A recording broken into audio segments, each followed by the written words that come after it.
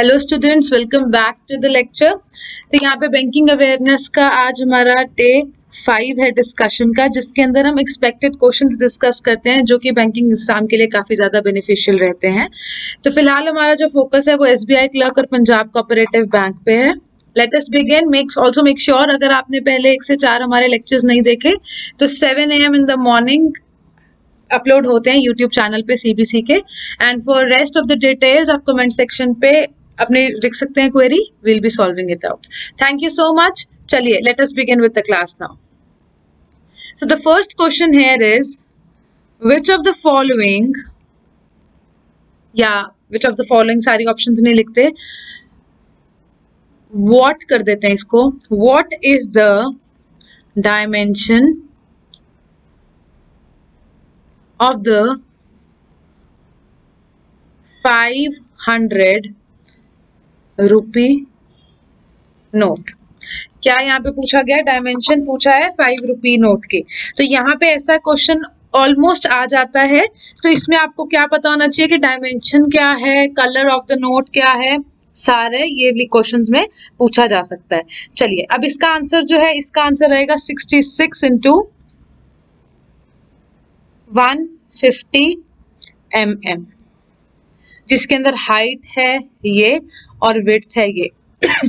तो आपको यहाँ पे ध्यान क्या रखना है कि ये वाले इस बेसिस पे क्वेश्चन आ सकते हैं इंडियन नोट्स पे स्पेशली, कि कौन सा नोट क्या इंडिकेट करता है। क्योंकि अगर आप ध्यान से देखेंगे तो सीरीज तो हमारी महात्मा गांधी वाली ही चल रही है, बट जो बैंक नोट होता है एक तो उसकी डायमेंशंस अलग होती हैं,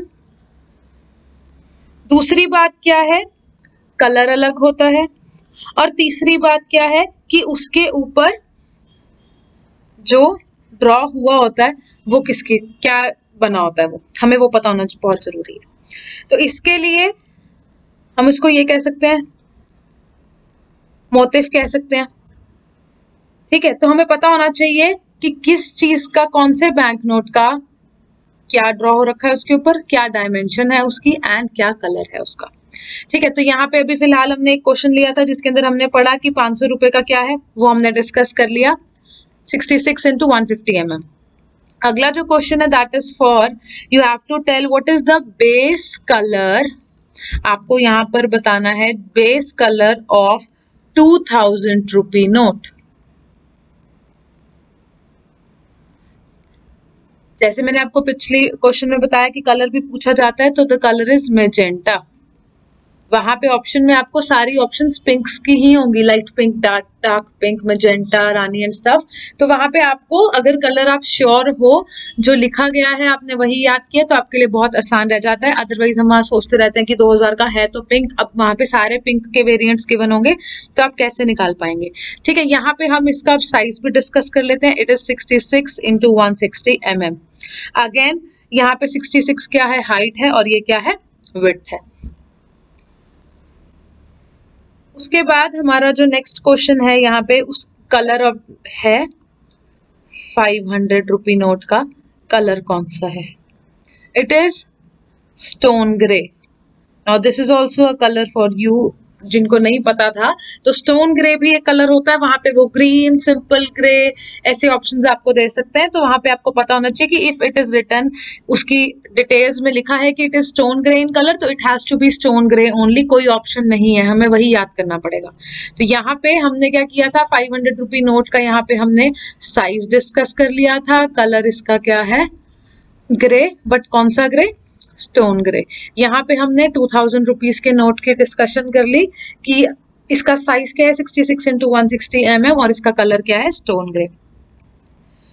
विच of the following features on the reverse of 2000 note के पीछे कौन से फीचर्स हैं। The reverse side of 2000 rupee note features Mangalyaan. ठीक है, 2000 नोट के पीछे क्या है, जो मैंने आपको बोला था, जो पिक्चर ड्रॉ की होती है, ये पूछ रहे हैं कि वो क्या फीचर कर रहा है। तो उसके अंदर वो कर रहा है मंगलयान। मंगलयान क्या था, अब आप सबको ये भी पता होना बहुत जरूरी है। It was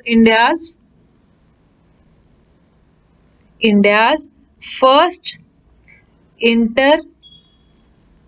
planetary space mission.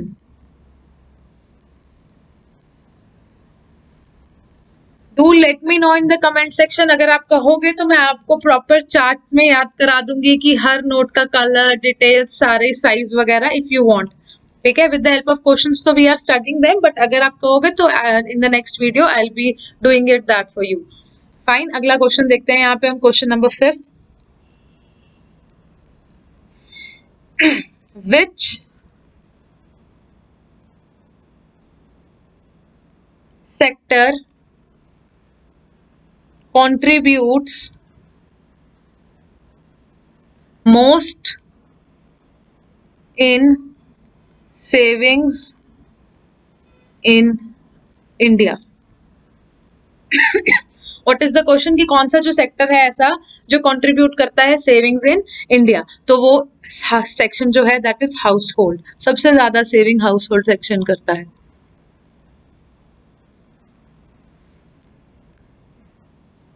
Next question is Exim Bank of India was established in dash. So it was established in 1982. It was established by Government of India. Exim Bank has commenced operation in 1982 और इसका एक जो act है वो आपको पता होना चाहिए, that is Export Import Bank of India Act 1981। एक साल पहले रहता है मोस्टली एक्ट, क्योंकि पहले एक्ट आता है और फिर एस्टैब्लिशमेंट होती है। Next question is what does the term NPA refers to? NPA होता क्या है? Again a very important thing. पहले तो आपको इसकी एब्रीवेशन बतानी है क्या है। Non performing assets. एसेट्स ऐसी प्रॉपर्टीज जो कि कुछ भी, जिनसे हमें कुछ भी इनकम नहीं आ रही होती। अब ये किसके रिलेटेड होता है? It is related to bank. इससे रिलेटेड फिर एक सरफेसी एक्ट 2002 में लॉन्च हुआ था, तो ये सब डिटेल्स रहती हैं। नेक्स्ट क्वेश्चन देखेंगे, क्वेश्चन नंबर 8। कौन सी scheme, which scheme has been launched for providing health services in rural areas?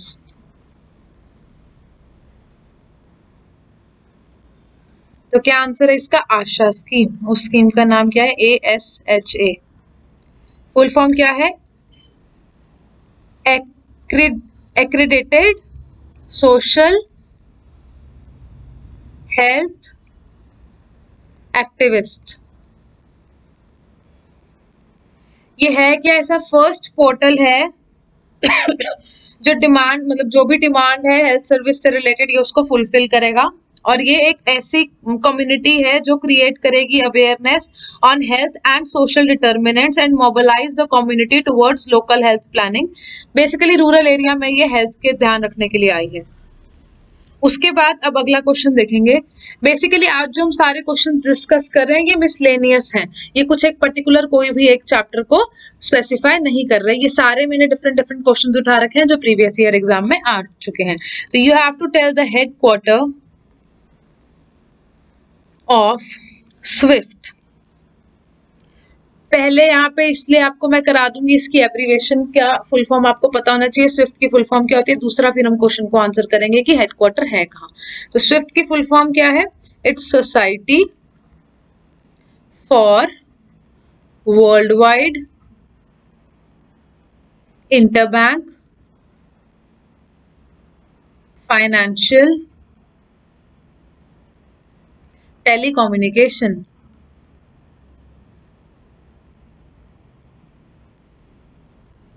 है कहाँ पे ये? La Hulpe. और ये कहाँ पे है? In Belgium. This is P.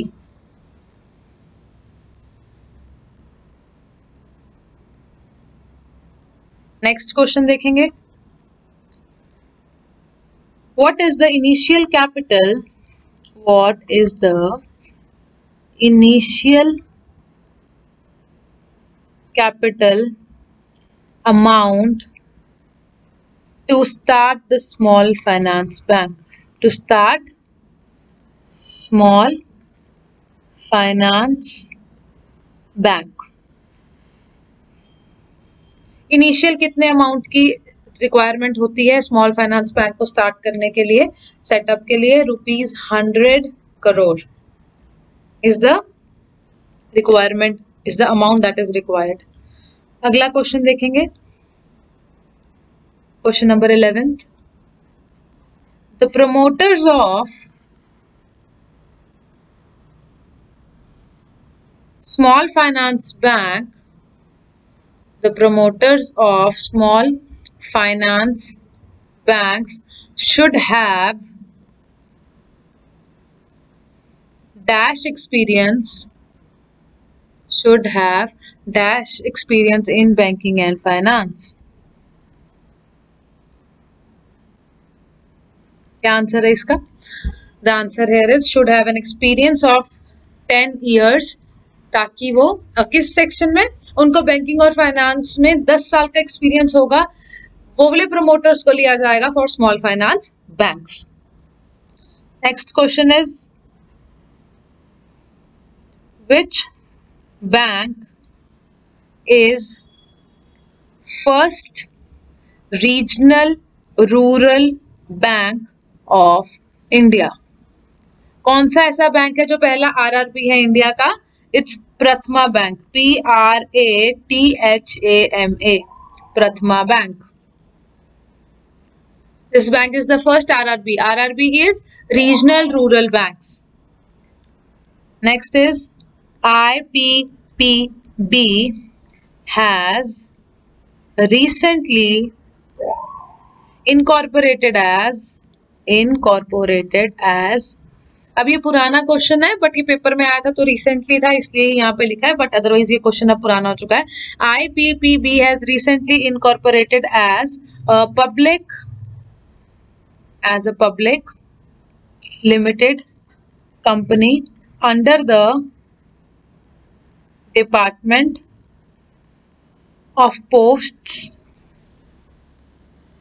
with dash equity. अब यहाँ पे पॉइंट क्या है, पहले आपको पता होना चाहिए IPPB की फुल फॉर्म, एंड इसकी फुल फॉर्म है इंडिया पोस्ट पेमेंट्स बैंक. ये तो होगी फुल फॉर्म. अब क्या है, पूछा जा रहा है कि उसको इनकॉर्पोरेट कर दिया गया है as a public limited company under the department of post, तो कितनी उसके अंदर गवर्नमेंट ऑफ इंडिया की इक्विटी है?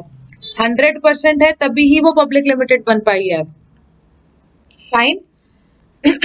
With this let's move on to the next question now. Question number 14th.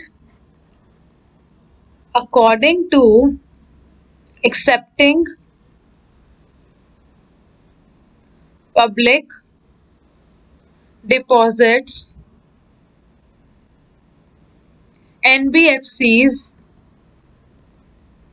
can be classified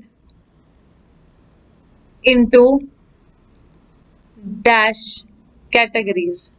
कितनी कैटेगरीज में हम NBFCs को डिवाइड कर सकते हैं, क्लासिफाई कर सकते हैं according to accepting public deposits? कितनी कैटेगरीज हैं? 2. अगर हम चाहें तो उन दो कैटेगरीज को भी डिस्कस कर सकते हैं. उसके लिए फुल फॉर्म पहले आपको NBFCs की भी पता होनी बहुत जरूरी है. तो NBFCs की हम पहले भी काफी सारी डिस्कस कर चुके हैं क्लास में, यही वाली में. NBFCs होते हैं non banking finance companies. So according to accepting public deposits, NBFCs can be classified into 2 broad categories. पहली क्या है? NBFCs accepting public deposit, और अगली क्या है? B, NBFCs not accepting public deposits. एक ही बात है, बस उसमें वो एक्सेप्ट करने की एक कैटेगरी है और एक्सेप्ट ना करने की एक कैटेगरी है। अगला क्वेश्चन देखेंगे, question number 15, which is countries largest custodian and depository participant,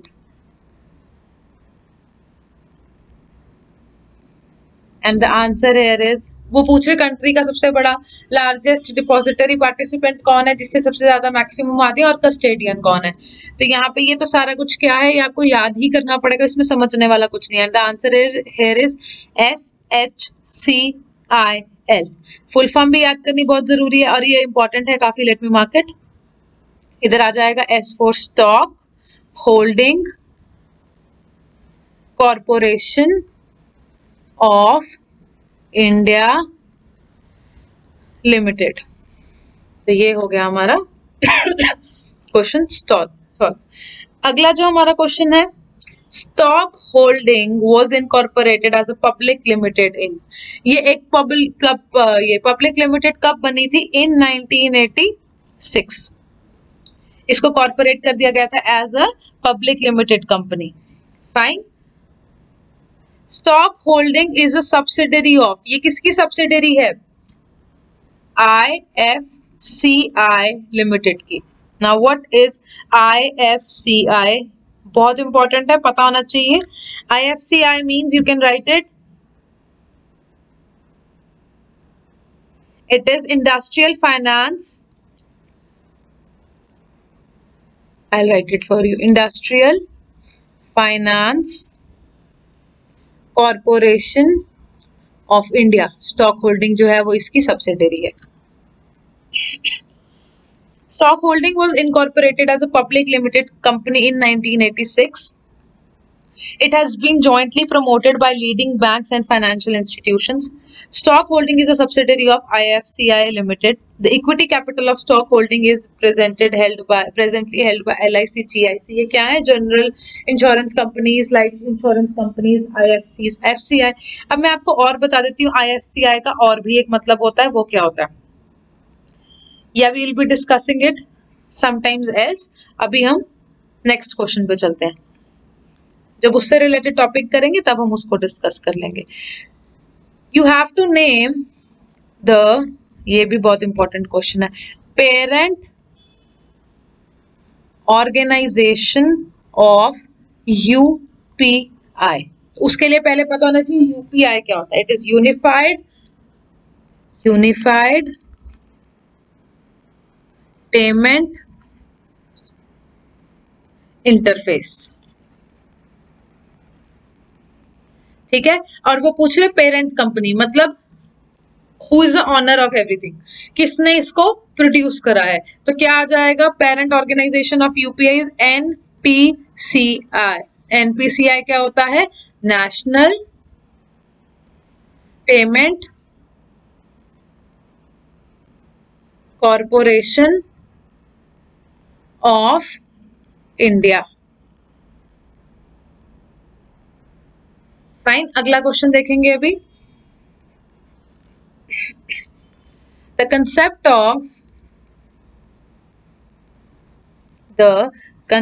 of ensuring deposits, the concept of ensuring deposits kept with banks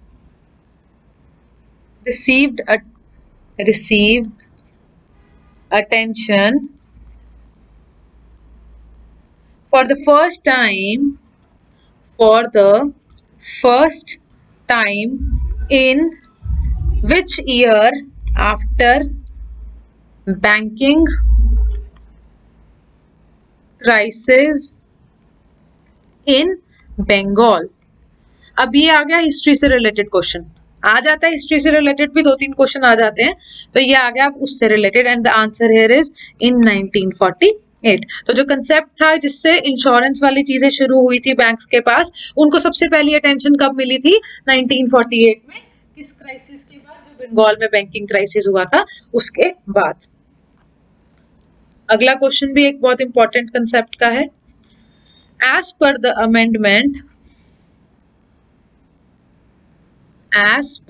amendment, the pecuniary jurisdiction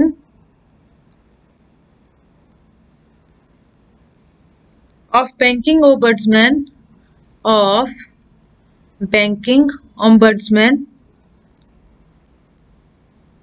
to pass an award has been doubled to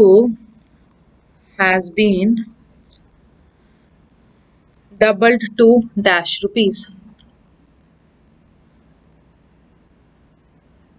20 lakh rupees. पहले कितना था? पहले ही 10 लाख था। Banking ombudsman होता क्या है? You should know that the central bank has extended the scope of banking ombudsman scheme.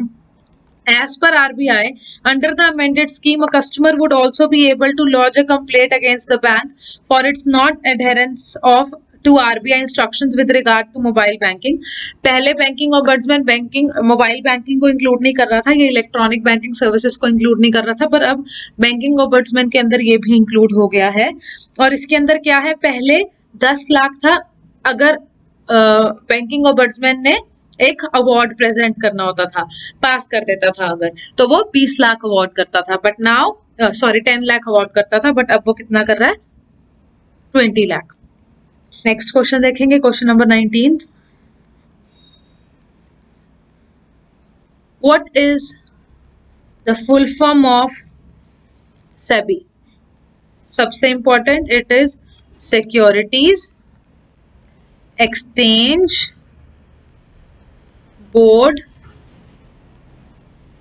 Of India. और ये है क्या? Securities exchange board of India, SEBI, ये है capital market regulator.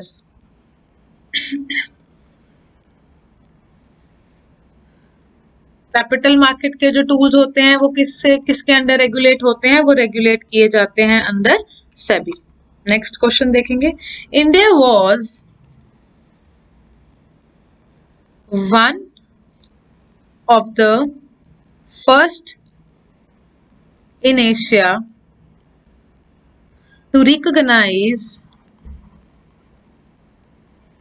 the effectiveness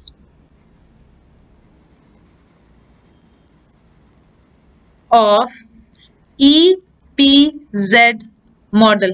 इसको इंपॉर्टेंट में मार्क कर लो। EPZ model in promoting exports।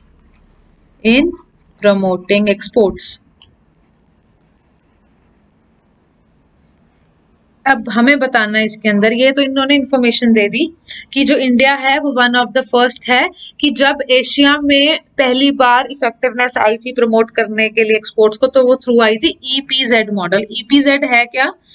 It is export processing zone. इसका सेटअप है कहां पे? कांडला इन गुजरात।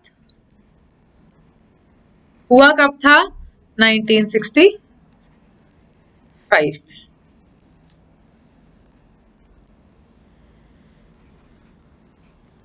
नेक्स्ट क्वेश्चन है DICGC stands for what?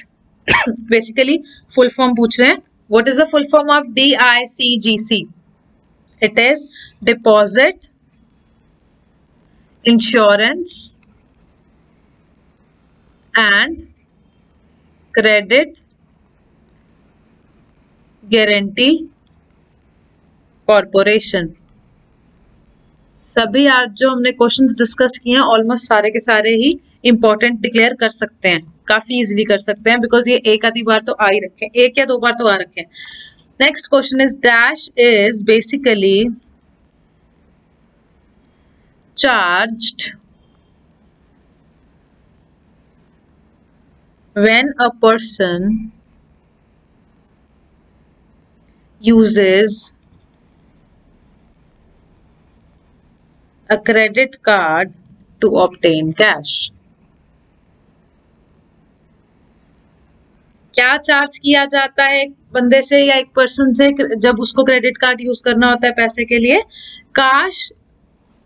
It is cash advance fee.